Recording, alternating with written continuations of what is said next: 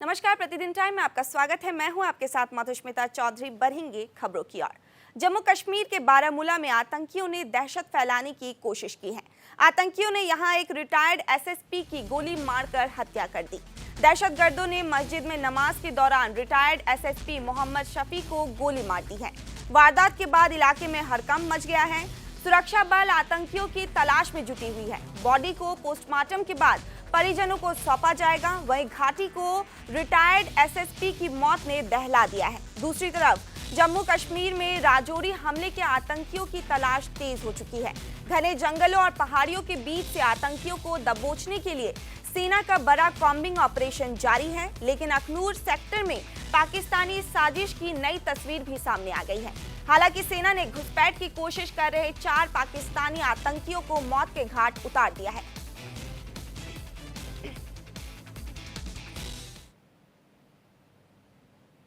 Japan के स्वामित्व वाले एक केमिकल टैंकर पर शनिवार को अरब सागर में भारत के नजदीक ड्रोन हमला हुआ था। अब अमेरिका के रक्षा मंत्रालय पेंटागन ने दावा किया है कि यह ड्रोन हमला ईरान से किया गया था। आपको बता दें कि पहले यह माना जा रहा था कि यह हमला हुती विद्रोहियों ने किया है, क्योंकि हाल के समय में अरब सागर और हिंद महासागर में कई जहाजों को हुती विद्रोहियों ने निशाना बनाया है। लेकिन अब अमेरिका ने दावा किया है कि शनिवार को जो हमला हुआ था वह ईरान से हुआ था। तेल टैंकर पर हमला शनिवार सुबह करीब 10 बजे हुआ। टैंकर पर सवार चालक दल के सभी सदस्य सुरक्षित हैं, जिनमें करीब 20 भारतीय भी शामिल हैं। ड्रोन हमले से टैंकर पर आग लग गई थी, लेकिन इसे बुझा दिया गया था और ज्यादा नुकसान नहीं हुआ।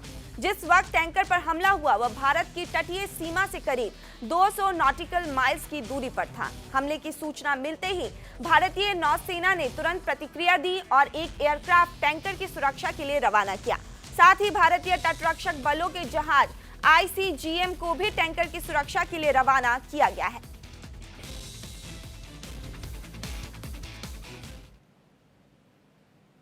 राष्ट्रपति द्रौपदी मुर्मू शनिवार को जैसलमेर पहुंची। राष्ट्रपति ने जैसलमेर में लखपति दीदी सम्मेलन को संबोधित करते हुए कहा कि भारत को विकसित राष्ट्र बनाने के लिए हर महिला का सशक्त होना जरूरी है। यह हर महिला की ताकत, आत्मनिर्भरता और सशक्तिकरण पर निर्भर है। उन्होंने कहा कि केंद्र सरकार का राजस्थान में 11 लाख से अधिक लखपति दीदी बनाने का महत्वाकांक्षी लक्ष्य है। उन्होंने हाशिए पर मौजूद महिलाओं के उत्थान में स्वयं सहायता समूहों की भूमिका पर भी जोर दिया। उन्होंने कहा कि प्रधानमंत्री नरेंद्र मोदी ने स्वतंत्रता दिवस भाषण में लखपति दीदी योजना की घोषणा की। इसमें 2 करोड़ महिलाओं को लघु उद्यम शुरू करने के लिए प्रोत्साहित करने के लिए कौशल विकास प्रशिक्षण शामिल है। राष्ट्रपति मुर्मू ने कहा कि कोई देश अपनी 50% आबादी को नजरअंदाज करके आगे नहीं बढ़ सकता। देश के लोगों को प्रतिज्ञा करनी चाहिए कि भारत अपनी स्वतंत्रता की शताब्दी एक विकसित राष्ट्र के रूप में मनाएगा। महिला सशक्तिकरण अपने आप में महत्वपूर्ण है। महिला सशक्तिकरण और महिलाओं की वर्कफोर्स में समान भागीदारी सामाजिक और आर्थिक प्रगति में भी अहम योगदान देती है। कोई भी देश अपने 50। अमेरिका के विदेश मंत्रालय ने शनिवार को कैलिफोर्निया के स्वामी नारायण मंदिर में हुई तोड़फोड़ की कड़ी निंदा की है। उन्होंने इस मामले में नेवार्क पुलिस विभाग के द्वारा उठाए गए कदम की सराहना की है। अमेरिका विदेश विभाग ने सोशल मीडिया प्लेटफॉर्म X पर पोस्ट कर कहा कि हम कैलिफोर्निया के हिंदू मंदिर श्री स्वामी नारायण मंदिर में हुई तोड़फोड़ की कड़ी निंदा करते हैं। हम नेवार्क पुलिस के प्रयासों की सराहना करते हैं। पुलिस की रिपोर्ट के अनुसार खालिस्तानी समर्थक कार्यकर्ताओं द्वारा नेवार्क के हिंदू मंदिर में तोड़फोड़ के बाद अमेरिकी विदेश मंत्रालय ने यह बयान जारी किया है। खालिस्तानी समर्थकों ने शुक्रवार को मंदिर के बाहरी हिस्सों में तोड़फोड़ की। मंदिर के प्रवक्ता भार्गव रावल ने कहा कि मंदिर के नजदीक रहने वाले एक श्रद्धालु ने इमारत की बाहरी दीवार पर काली स्याही से भारत विरोधी नारे लिखे थे। उन्होंने तुरंत स्थानीय प्रशासन को इसकी सूचना दी। इस घटना पर भारत के विदेश मंत्री S जयशंकर ने चिंता व्यक्त की है। उन्होंने इस घटना पर पूछे गए एक सवाल का जवाब देते हुए कहा कि मैंने समाचार देखा। जैसा कि आप जानते हैं, हम इस पर चिंतित हैं। भारत के बाहर अलगाववादी और चरमपंथियों को जगह नहीं मिलनी चाहिए। इस घटना पर हमारे वाणिज्य दूतावास ने अमेरिकी सरकार और वहां की पुलिस के पास शिकायत दर्ज कराई है। हमें विश्वास है कि इस मामले की जांच की जा रही है।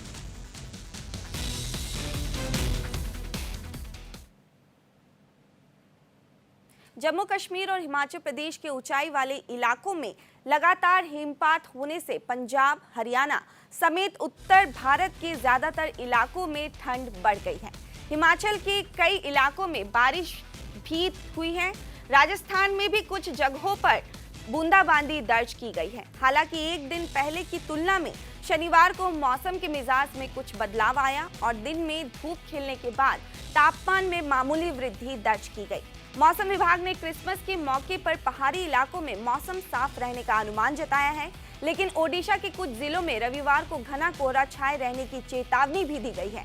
जम्मू कश्मीर के किश्तवाड़ के सिंथन टॉप में बर्फबारी हुई। इसके चलते सिंथन टॉप से गुजरने वाले किश्तवाड़ अनंतनाग मार्ग को एहतियातन बंद कर दिया गया है। केंद्र शासित प्रदेश के ज्यादातर इलाकों में सुबह के समय बादल छाए रहे और दिन चढ़ने के साथ मौसम साफ हुआ। श्रीनगर समेत प्रमुख जगहों पर न्यूनतम तापमान में वृद्धि दर्ज की गई है। एक दिन पहले के -3.3 डिग्री सेल्सियस की तुलना में शुक्रवार की रात न्यूनतम तापमान 1.2 डिग्री सेल्सियस दर्ज किया गया। अनंतनाग में भी न्यूनतम तापमान 0.2 डिग्री रहा, जबकि एक दिन पहले -4.8 डिग्री सेल्सियस तक यह गिर चुका था।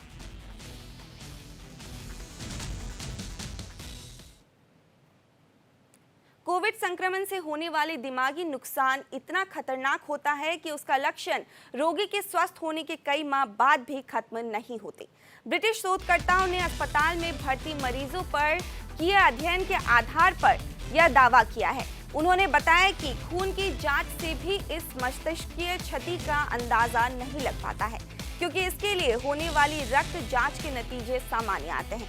नेचर कम्युनिकेशन में छपे लिवरपूल वीवी के शोधकर्ताओं के इस अध्ययन में बताया गया है कि वायरल संक्रमण के तीव्र चरण के दौरान जब लक्षण तेजी से विकसित होते हैं तो सूजन संबंधी प्रोटीन की वजह से दिमागी क्षति के निशान बनते हैं। इंग्लैंड और वेल्स के अस्पतालों के 800 मरीजों में देखा गया कि छुट्टी मिलने के महीनों बाद भी मरीजों के मस्तिष्क में क्षति से जुड़े बायोमार्कर मौजूद थे।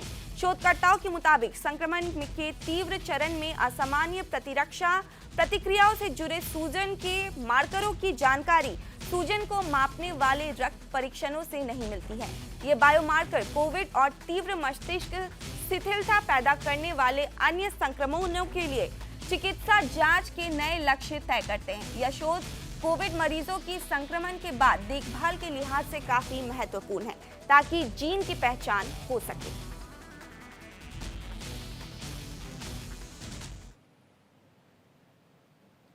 ताइवान में रविवार तड़के भूकंप के 30 झटके महसूस किए गए। रिक्टर स्केल पर इनकी तीव्रता 6.3 महसूस की गई। फिलहाल झटकों में किसी के हताहत होने की सूचना नहीं है। भूकंप का केंद्र जमीन से 10 किलोमीटर नीचे रहा। ताइवान में रविवार तड़के भूकंप के 30 झटके महसूस किए गए हैं। रिक्टर स्केल पर इनकी तीव्रता 6.3 रही। फिलहाल झटकों में किसी के हताहत होने की कोई सूचना नहीं मिली है।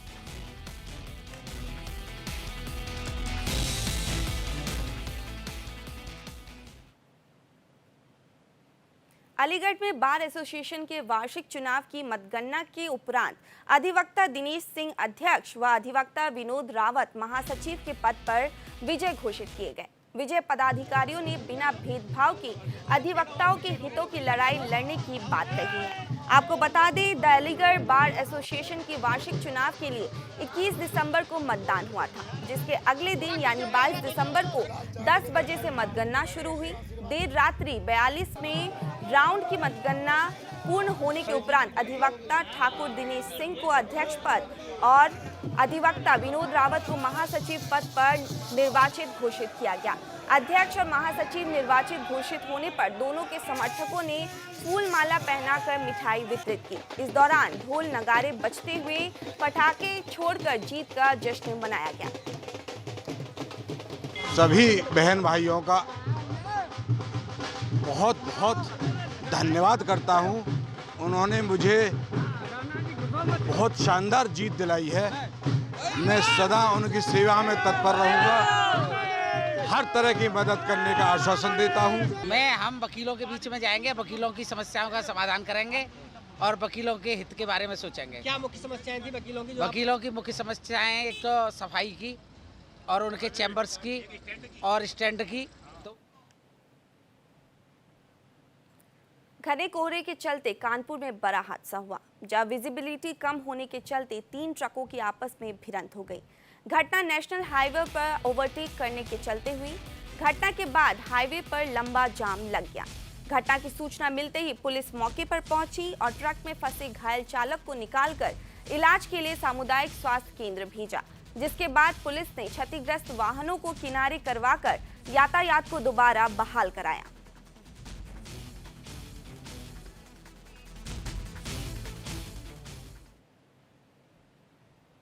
उत्तर प्रदेश के कौशाम्बी जिले में कोहरे के चलते एक और भीषण सड़क दुर्घटना हुई। घटना शनिवार तड़के पिपरी थाना क्षेत्र के चिलौली गांव के पास हुई, जहां एक ऑटो और ट्रक में आमने सामने की टक्कर हो गई। जानकारी के अनुसार ऑटो में सवार होकर 9 लोग मजदूरी करने प्रयागराज जा रहे थे। जैसे ही ऑटो चिलौली गांव के पास पहुंची, सामने से आ रही तेज रफ्तार ट्रक ने ऑटो में जोरदार टक्कर मार दी। टक्कर इतना जोरदार था कि ऑटो के परखच्चे उड़ गए। आसपास मौजूद लोग भागकर मौके पर पहुंचे और घटना की सूचना पुलिस को दी। सूचना मिलते ही पुलिस मौके पर पहुंची और सभी घायलों को प्रयागराज के SRN अस्पताल भेजा, जहां इलाज के दौरान 25 वर्षीय मोहित और 24 वर्षीय अरविंद की मौत हो गई। बताया जा रहा है कि कोहरे के कारण सामने से आ रहे ऑटो को नहीं देखा जा सका, जिससे यह हादसा हुआ। पुलिस ने दोनों के शवों को पोस्टमार्टम के लिए भेजकर आगे की कार्रवाई शुरू कर दी है। देखिए, आज थाना पिपरी के अंतर्गत चलौली पेट्रोल पंप के सामने आज सुबह बहुत घना कोहरा था, जिसके कारण एक ट्रक और एक ऑटो में टक्कर हुई है, जिसमें 9 लोग घायल हुए थे। सभी को तत्काल अस्पताल पहुंचाया गया। उपचार के दौरान 2 लोगों की डेथ हो गई है। शेष लोगों की स्थिति सामान्य है। फिलहाल इसमें हम लोग अज्ञात जो ट्रक है उसका पता। अयोध्या में भाजपा सांसद बृजभूषण शरण सिंह का बड़ा शक्ति प्रदर्शन देखने को मिला। तगड़ी वापसी पर अयोध्या में उनका भव्य स्वागत हुआ। कुश्ती संघ के चुनाव में बृजभूषण शरण सिंह के अध्यक्ष प्रत्याशी संजय सिंह बबलू ने हरियाणा लॉबी को बुरी तरह हरा दिया है। इसके बाद अपने गृह जनपद में दिल्ली से वापसी होने पर उनके स्वागत में हजारों समर्थकों ने ढोल नगारों के साथ रोनाही टोल प्लाजा पर उनका भव्य स्वागत किया।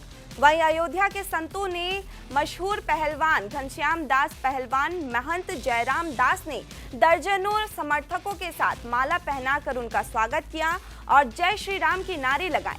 अयोध्या के संतों ने कहा कि ये सत्य की जीत है, असत्य की हार है। देखिए, माननीय सांसद बृजभूषण शरण सिंह जी का हम लोग आज स्वागत भव्यता के साथ यहाँ करने आए हुए हैं। आपको बता दें कि कई लोग जहाँ तहाँ यह तथ्य हो रहा है कि हरियाणा का हार हो गया, यूपी की जीत हो गई। यहाँ हरियाणा के हार यूपी की जीत नहीं है, हमारा पूरा देश ही है। हम ना हरियाणा ना यूपी ना बिहार। कि हमारे नेता बृजभूषण सिंह राष्ट्रीय कुश्ती संघ के अध्यक्ष रहे और उन्होंने अपना कुश्ती संघ के अध्यक्ष को बनाया है, इसलिए हम लोग उनका स्वागत करने जा रहे हैं। भारतीय कुश्ती को 11 महीने पहले एक ग्रहण लगा था। उस ग्रहण को हनुमान जी की कृपा से वो ग्रहण समाप्त हो गया और मैं हनुमान जी को अपना आराध्य मानता हूँ और मेरी ज़िंदगी की शुरुआत भी यहीं से हुई है। जिस स्थान पर हम खड़े हैं, इसके महंत ज्ञानदास जी जो अखाड़ा परिषद के अध्यक्ष भी रहे हैं, उन्होंने अपना खून दे करके हमें जीवन दान भी दिया है। राजनीतिक यात्रा में भी हनुमानगढ़ी सहित पूरे अयोध्या का हमारे लिए सहयोग रहा है। मान अपमान सह करके भी अयोध्या के संतों ने हमारे लिए खड़ा होने का काम किया है और इसलिए मैं आज दर्शन करने के लिए आया हूँ। बिजनौर के जिला कारागार से एक हैरान करने वाली घटना सामने आई है, जहां जेल में बंद एक कैदी ने धारदार हथियार से खुद को घायल कर दिया। उक्त कैदी की पहचान शाने आलम के रूप में हुई। जानकारी के अनुसार शाने आलम बिजनौर के कोतवाली का रहने वाला है और हत्या के मामले में जेल में कैद है।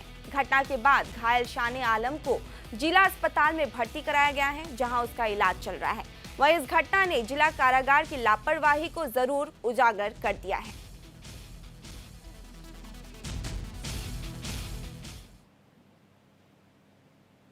गाजियाबाद के मोदी नगर के समस्त स्कूलों में परम पूज्य गीता निशी श्री गीतानंद जी महाराज के द्वारा आयोजित एक साथ गीता पाठ का सभी स्कूलों में आयोजन किया गया। सभी स्कूलों में गीता पाठ के श्लोकों का उच्चारण किया गया। कार्यक्रम में स्कूली बच्चे, अध्यापक और अतिथियों की ऊर्जा देखने लायक थी। इस उपलक्ष्य पर मोदी नगर चेयरमैन विनोद वैशाली, सांसद प्रतिनिधि विनोद गोस्वामी, नारी शक्ति वुमेन पावर संस्था की राष्ट्रीय अध्यक्ष शोभा चौधरी सहित कई गणमान्य व्यक्ति उपस्थित रहे। जीवन की संपूर्ण समस्याओं का हल गीता के अंदर है। जो गीता पढ़ लेता है ना, उस पर कितनी परेशानी आ रही हो, उसकी समस्या का हल उसके अंदर जरूर मिल जाता है। चाहे कितना ही निराशा में आप जा रहे हो, पूरा विश्व, पूरा समाज, पूरा राष्ट्र, पूरा शहर, पूरा परिवार और जहां तक कि व्यक्तिगत समस्याओं का भी हल गीता के अंदर छिपा हुआ है। इसीलिए गीता को आप जरूर पढ़ें, अपने जीवन का अंग बना लें। चाहे 2 श्लोक रोज गीता के पढ़ें, लेकिन अवश्य पढ़ें। और गीता आप एटा शहर के पटियाली गेट चौकी के नजदीक सिंघल पान मसाला के गोदाम में 22 दिसंबर को देर रात भीषण आग लग गई। सिंघल पान मसाला के एजेंसी के गोदाम में आग लगने से अफरा तफरी मच गई। आग लगने की सूचना मिलते ही दमकल विभाग की टीमें मौके पर पहुंची और कड़ी मशक्कत के बाद आग पर काबू पाया। शॉर्ट सर्किट के कारण आग लगने की आशंका जताई जा रही है। वहीं इस आगजनी में लाखों का नुकसान होने की भी जानकारी मिली है।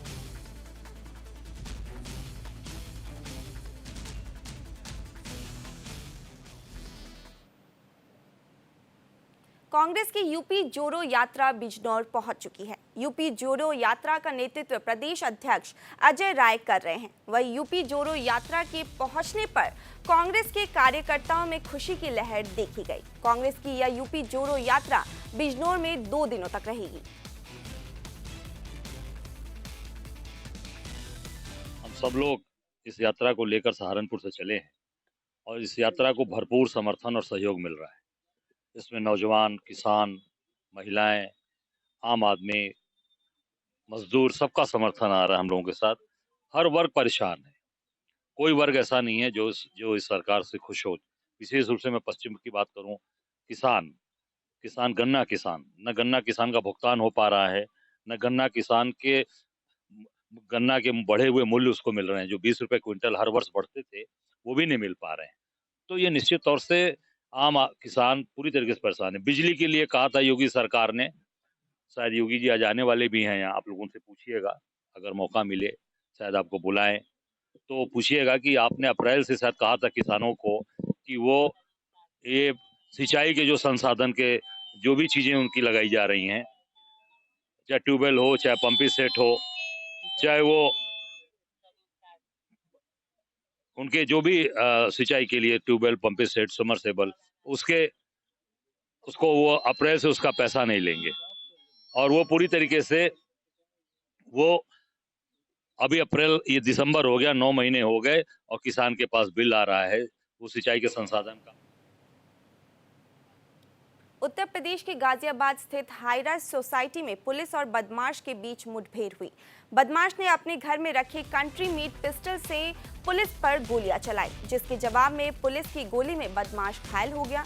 पुलिस ने बदमाश को गिरफ्तार कर अस्पताल में भर्ती कराया। पकड़े गए बदमाश पर 3 दर्जन लूट के मुकदमे भी दायर हैं। थाना नंदगाम के राजनगर एक्सटेंशन की सोसाइटी सेवी विला डे के सामने दिनांक 18 को एक महिला के साथ चेन स्नैचिंग की घटना हुई। इस घटना का अनावरण करने के लिए 2 टीमों का गठन किया गया था। इस क्रम में अभियुक्त सन्नी व अभियुक्त दिलसाद का नाम प्रकाश में आया। आज थाना नंदगाम ने दिव्या ग्रीन सोसाइटी से अभियुक्त सन्नी व दिलसाद को गिरफ्तार किया। अभियुक्त सन्नी ने बताया कि उसने लूटे हुए माल को अटौल के पास एक अर्धनिर्मित मकान में रखा है। इसी क्रम में थाना स्थानीय अभियुक्त सन्नी को माल को बरामद करने के लिए मौके पर लाई थी, जहां अभियुक्त सन्नी ने पुलिस को चकमा देकर और लूटे हुए माल के पास छुपाए हुए तमंचे को रखा था जिसने उसने फायर किया। खबर एक नजर में फिलहाल इतना ही। इसी के साथ मैं मधुस्मिता चौधरी आपसे विदा लेती हूँ। राज्य, देश और दुनिया से जुड़ी खबरों के लिए देखते रहिए प्रतिदिन टाइम। धन्यवाद।